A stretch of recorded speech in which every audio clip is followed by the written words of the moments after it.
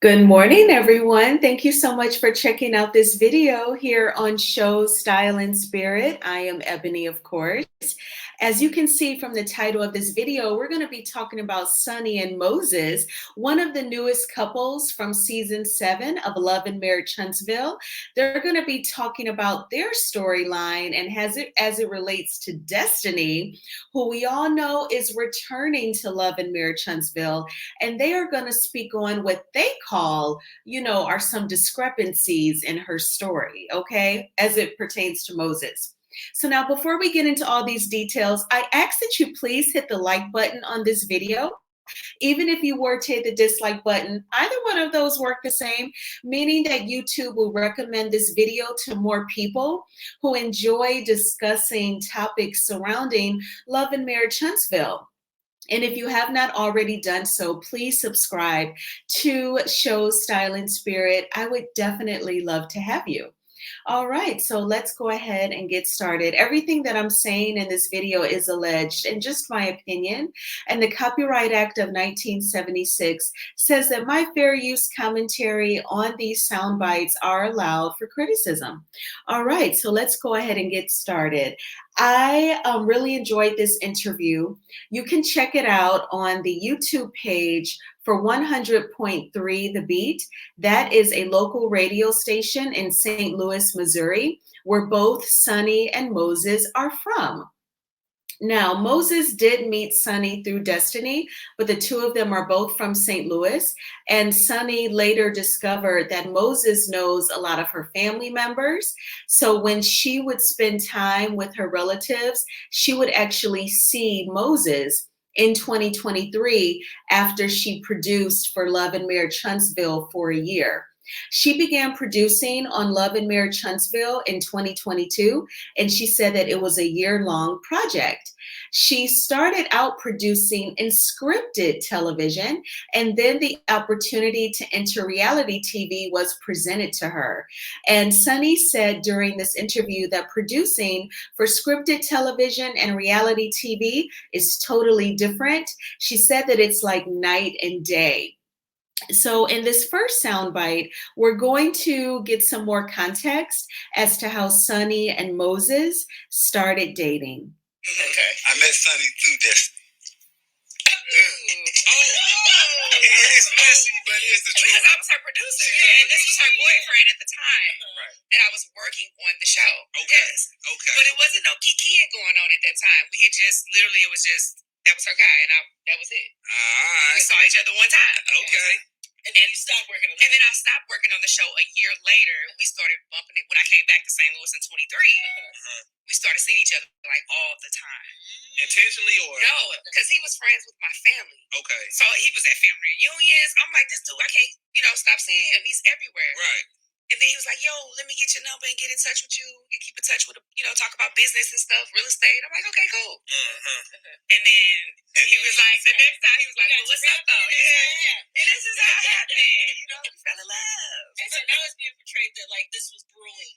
Yes, they try to make it seem like it was doing while I was working, and it just wasn't. It was a year later. And so that's the problem for me. It's not like I was like eyeing her man. Yeah, I was like, okay, he attractive, but I kept it moving. That's somebody's man. Like, it's nothing, But, he was coming for me. He was pursuing me a year later, and I was just like, and so now we're in the storyline. Yeah. And now we're storyline, yes. Yes, child. Yes. Okay, so you all heard it there. She was producing for Love and Marriage Huntsville in 2022.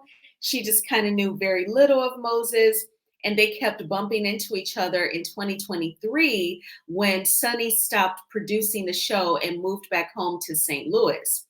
Now, my guess is Destiny was probably pillow talking about Sunni to Moses. She was probably saying, yeah, my producer is great. I really like her. She's actually from where you're from, St. Louis.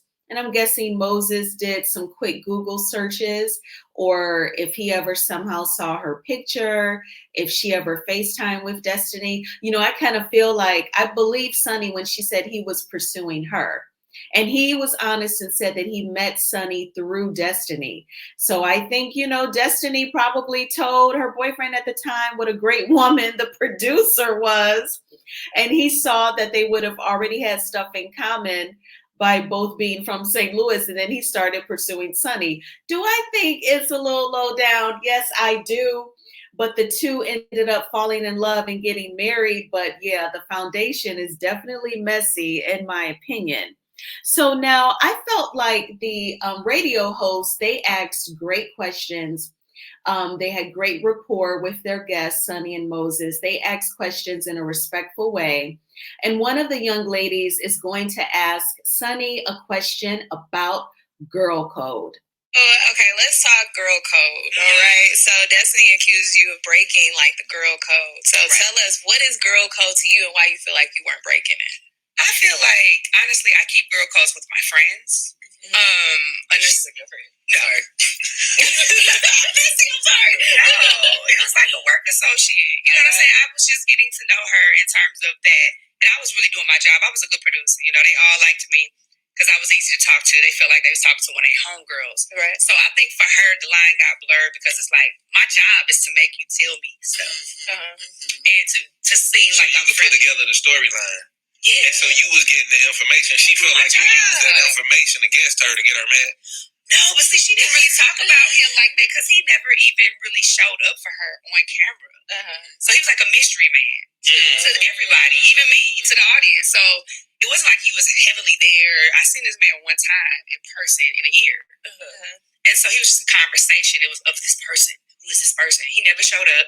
And so it was like, oh, I'm just pillow talking all her business with her man. It just wasn't like that. Let's backtrack a little bit.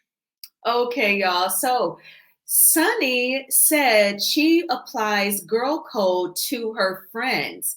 So Sunni Minks does not consider Destiny Payton to be a friend of hers. And I think that that is extremely fair. She said that she thinks that Destiny blurred the lines of their relationship because Sunni had to be warm and inviting and approachable with Destiny. She said that was my job. My job as a producer was to get the cast member to tell me things, to open up and share with me. I guess so they can kind of try to guide the storyline. So what I really want to know, remember Destiny's last season on Love and Marriage Huntsville? It was season 5. And remember when Kimmy was dragging Destiny at that reunion for not really giving much in front of the camera? And Kimmy said, yeah, producers would tell me, will you try and get her to talk? And she said, I'm trying, it doesn't work.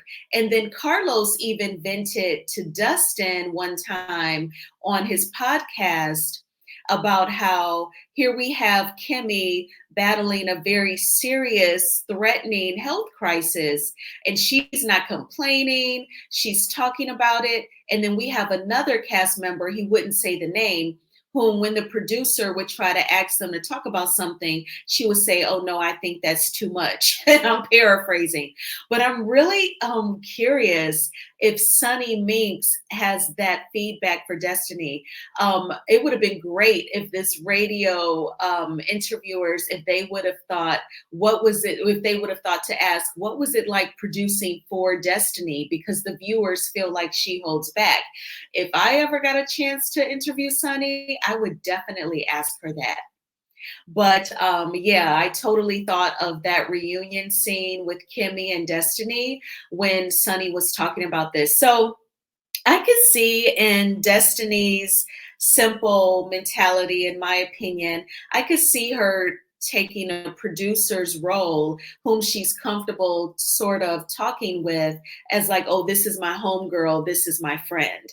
And she's not able to compartmentalize that this young lady is doing her job as a producer to be warm and inviting to get you to talk. And then obviously Destiny was talking about Moses to Sunni a little bit, but I think she was talking more so about Sunni to Moses. And so I have to agree with Sunni. The girl code, she's applying it to actual friends. And Destiny was a co-worker of sorts for 1 year. So then the male radio host, he asked Sunni about her thoughts of producing for reality TV versus starring on the reality TV show. Difference between being behind the camera and being in front of the camera? God, it's so different because behind the camera, I'm their boss. They have to listen to me. I'm controlling everything. I'm setting everything up. Yeah. But in the camera, it's like I'm right there with them. So it's like the respect level changes. You know what I'm saying? Like they don't come disrespectful off camera, but on camera they may throw some shade. I'm like, girl, hold on, I know you now. So it's a little different because it's like you're not ready for some of the things that come when you're on camera. Which one do you feel like you enjoy more now that you've experienced both? Totally behind the scenes. I like being the boss. yeah, behind the scenes because I'm just controlling everything. It's in my control. I know what's going on. I know the plot. Yeah. And when you're in camera, they don't tell you as much. You kind of you're the prey in a sense. It's like, oof. So I feel like reality shows can be kind of scary for relationships because they bring things out and people are talking about it and like something y'all might have thought about on the show. We watch it a year later. Y'all watch it. It's rehashing. Have you experienced that? How is that? What do you think, babe? You think but how's it for you? It's okay for me. It's just really telling the truth. It's okay for me. It's really telling the truth. Getting the truth out there about my wife. I don't want anybody looking at her a certain way. Yeah. It is what it is. At this point, it's just, we trying to set the record straight, so it'll come out and when we come back, y'all, we gonna set the record straight. And it's the fix, man. Sunni Moses, Love and Marriage. We be right back after this. Hey, yo, welcome back to the fix. Okay, so Sunni pretty much said that her comfort zone, her preference is producing. She likes having the control. She said, versus when you are starring on the reality TV show, that authority totally shifts. And the cast, you become their equal when you are part of the cast. So they're not going to give you that same respect as producer. I'm pretty sure, again, referencing Destiny's mindset, she probably thought, oh, I'm going to school this girl in front of the camera. I'm going to get her told. But I have a feeling that, Sunni, she seems to be a very clear communicator and she's not a doormat. So I'm pretty sure that she held her own in her scenes with Destiny and Martell. But to me, those two would try to be the most triggering and really try her. But I have a feeling that she definitely held her own. Even in the trailer, we see a little bit of a scene between Destiny and Sunni. And Sunni said, I'm not the side chick, I'm the wife, and she shows her wedding band. So I think that she's definitely going to hold her own. And then they're going to talk about when Destiny did an interview a few months ago on a podcast, and she talked about she was dating Moses. In the interview, I remember Destiny trying to put it out there that Moses was kind of thirsty. Like, yeah, he dated me one time years ago when I was trying to be like an up and coming actress. And now he sees I'm on a popular reality TV show. So then he was interested in dating me again. And, now he's married. And you know what, Destiny? That could be, that's definitely your opinion where you think that he's a little thirsty. I think, though, if he was like straight up thirsty, he would have continued to try to keep dating you.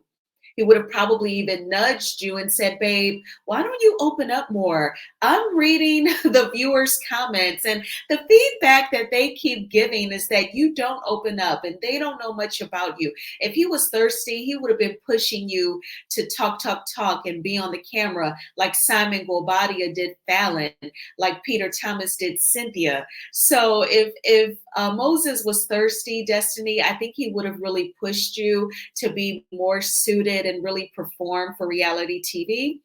But in any event, they are going to talk about Destiny doing that interview in this next soundbite. She feel like she reserves the rights to that name. Well, her name ain't on no LLC. Okay, then. Come on, wife. Hey, man, I seen a clip. You said you wasn't a side chick. Why they thought that you was a side chick? Like, what was the whole thing? Like, because she has went back on her story. First, she said she went on a podcast, and that's what made us kind of speak out, because she went on a podcast and said that she had broken up with him 5 months before we started dating. But then she turned around and said they weren't broke up. So it's like, girl, which one is it? So now she's trying to make it sound like they was never broken up, and so that it made me a side chick because they were never officially broken up. But they had a long distance relationship, like out of sight, out of mind, child. Yeah. And it's always, the girl that didn't get chose always makes the most noise. And that's what it sounds like to me, because y'all have now gotten married, but prior to that, you were just dating her. Y'all talked marriage, but it never happened, kind of thing. So, and they had an on and off relationship for years. And so it's like, he had years to choose that situation, and he did. I didn't take your man. You lost your man. All right, so May 4th. That part, honey. Somebody see my side. Big St. Louis. So May 4th, the show airs on Open Network. I know you. Okay, so Sunny pointed out that at one point Destiny was saying that she and Moses had broken up when Moses and Sunny got together, and then Destiny backtracked allegedly and said that they were still together. Who knows if Moses hadn't formally broken it off with Destiny, or if he had, but Sunny even tried to poke holes in their former relationship, saying that it was a long distance relationship. I do think, Sunny, that is a weaker argument. If I were you, I would have just stuck with the fact that Destiny went back and forth on the relationship status, saying that they were broken up and then saying that they hadn't. I would have poked holes in that versus saying it was a long distance relationship. Plenty of people engage in long distance relationships. And bottom line is, if you really care for the person and have deep feelings for them, you'll be committed towards being faithful. I don't think that the distance would necessarily make the relationship not as valid or not as strong. Now, in the beginning of the soundbite, Moses was talking about the clip that we see in the trailer where he has a sit down with Destiny, and she was trying to make it seem like she and Moses were planning on having a baby, and they were going to name the kid Justice. And she tried to say that Moses named his business after Law, her son. And Moses is saying in this radio interview, I had already established my business with the name Justice in it. So it sounds like he already had his business and they were getting to know each other, or getting to know each other again since they dated in the past. She has a son named Law. He has a business named Justice. And Destiny probably said, oh, if we have a kid, we should name them Justice, a point blank in the period. That's it. And then Sunny wanted to be sure to point out that Destiny was definitely not associated with Moses LLC. Her name was not on his business. So got it. And those were the highlights that I wanted to share with you all. The entire interview, it's 11 minutes. And about one of those minutes, the last minute, they ask Sunni and Moses St. Louis specific questions. I remember them even mentioning Nelly. That's about the extent of my knowledge of St. Louis. The rapper Nelly and the Arches. I know that that's a thing when tourists go there. And I know that Nelly, he had an opportunity to go to college on a baseball scholarship, but he did decide to pursue rap. And that obviously was the correct decision. So I really enjoyed the interview. Definitely check it out. Thank you so much for watching this video. I really appreciate the support. I really do. Please hit the like button on this video. It is a free way of supporting the channel. And please subscribe to Show Style and Spirit if you have not already done so. I hope that you all are enjoying your weekend. It's been very chill for me. I'm very thankful. And I will talk with you all soon. Bye.